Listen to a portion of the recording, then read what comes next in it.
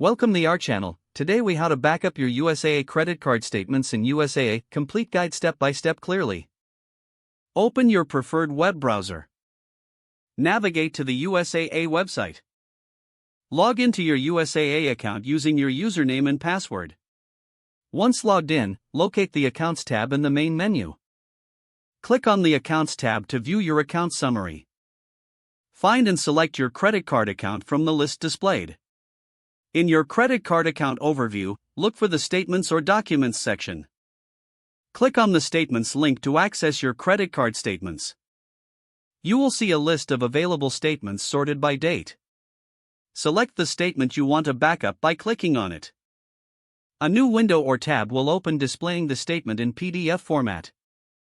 In the PDF viewer, locate the download icon or option.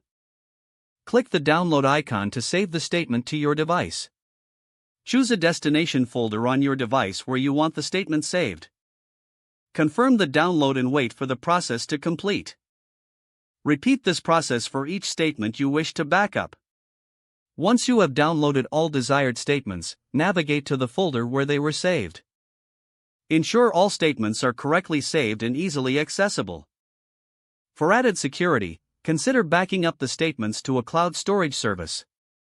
Check your cloud storage to confirm that the files are successfully uploaded. This ensures you have multiple copies of your important financial documents.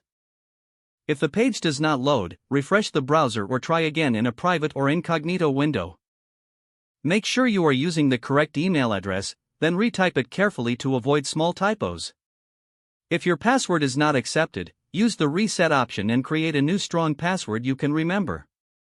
Check your spam folder for verification or security emails, then complete any requested confirmation steps. Enable two-factor authentication if available to improve account security and reduce unauthorized access risk. After signing in, review your profile details so your contact information and settings are accurate and current. If you see an error message, note it down and try again after restarting your device and internet connection.